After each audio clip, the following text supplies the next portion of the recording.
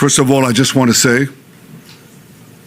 I'm alive, and you're all witnesses.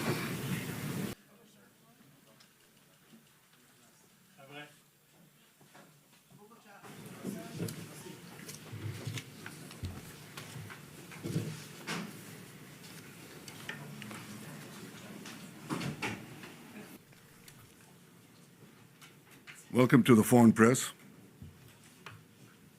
First of all, I just want to say I'm alive, and you're all witnesses. And now that I dispatched this piece of fake news, I want to give you an update on Operation Roaring Lion. Under President Trump's visionary leadership, America and Israel are acting together in Iran with great determination and unprecedented strength. Operation Rising Lion is designed to remove the existential threats posed by the Ayatollah regime, the regime that has waged war against America and Israel and the people of Iran for 47 years. It chants death to America, death to Israel, and it delivers death to its own people. Our goals are three. One, removing the nuclear threat. Second, removing the ballistic missile threat, and removing both of these threats before they're buried deep underground and become immune from aerial attack. And third, this means creating the conditions for the Iranian people to grasp their freedom, to control their destiny.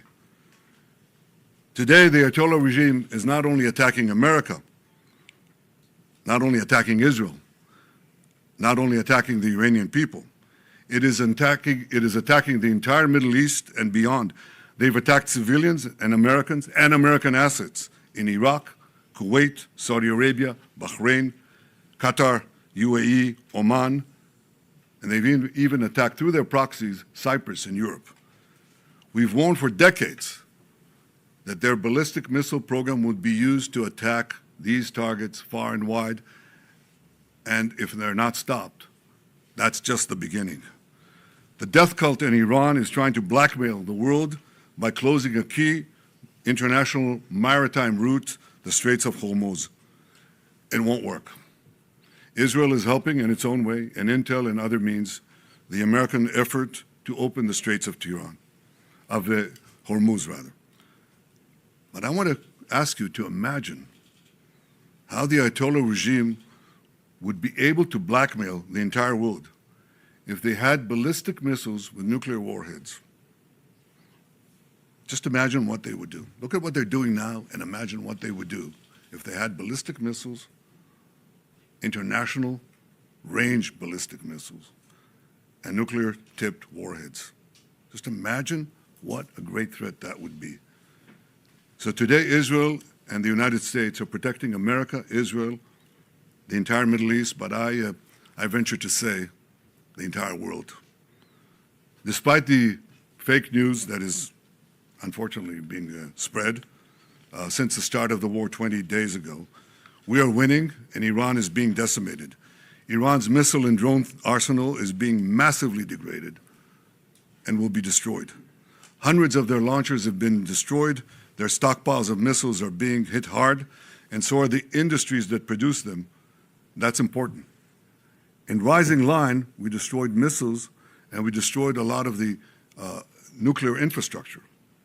But what we're destroying now are the factories that produce the components to make these missiles and to make the nuclear weapons that they're trying to produce. We're wiping out their industrial base in a way that we didn't do before. Iran's air defenses have been rendered useless. Their navy is lying at the bottom of the sea. Today we hit the other part of their navy in the Caspian Sea. Their air force is nearly destroyed. Iran's command and control structure is in utter chaos. And I can tell you that there's still more work to do, and we're going to do it.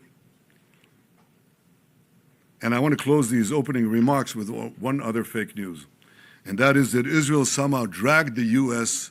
into a conflict with Iran. Does anyone really think that someone can tell President Trump what to do? Come on. President Trump always makes his decisions on what he thinks is good for America, and may I add, I think what is also good for future generations. In this case, those interests are absolutely clear, and so is the clarity of our achievements. Together in close coordination with President Trump, close coordination between America and Israel, our militaries, our intelligence services, we're achieving goals in lightning speed. But I want to say another word. It's been said that for 40 years, I've been saying that Iran is a danger to Israel and a danger to the world. That is true. You know who else said that? President Trump. 47 years ago, when the Iranian thugs took over the American embassy, he said how dangerous this regime is. In his first term in office, he didn't need any convincing. He said the Iranian nuclear deal was the worst deal that he'd ever seen, and he walked out of it. Right before his second term, before he was reelected, I went to see him in Mar-a-Lago. The first thing he said to me was, Bibi, we've got to make sure that Iran doesn't have nuclear weapons. He said that to me. I didn't say it to him. He didn't need any convincing there either. Now, why did he say that?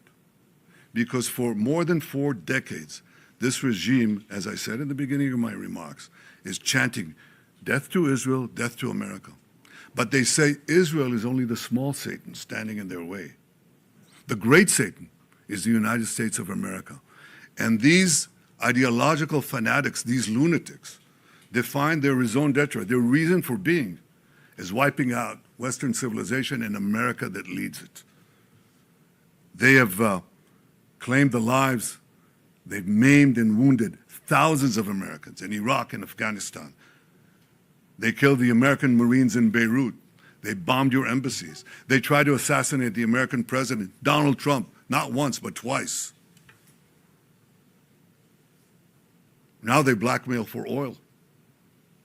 Just imagine what they would do, what they're capable of doing, if these lunatics had nuclear weapons and the means to deliver them to every American city and every European city and everywhere around the globe. This is a danger for the entire world. It's certainly a danger for Israel. It's certainly a danger for America. We see eye to eye on that. President Trump and I, Israel and America. But I think if people are honest, if leaders are honest, they would understand that we're not only fighting our fight, we're fighting their fight. I speak to dozens of world leaders. Dozens. They all know that. And privately, they all say that. They say that privately, but I say it publicly. The world owes a debt of deep indebtedness to President Trump for leading this effort to safeguard our future. Thank Questions? you. We'll now take a few questions. The first question is from Zach Anders from Newsmax. Mr. Prime Minister, Zach Anders, Newsmax.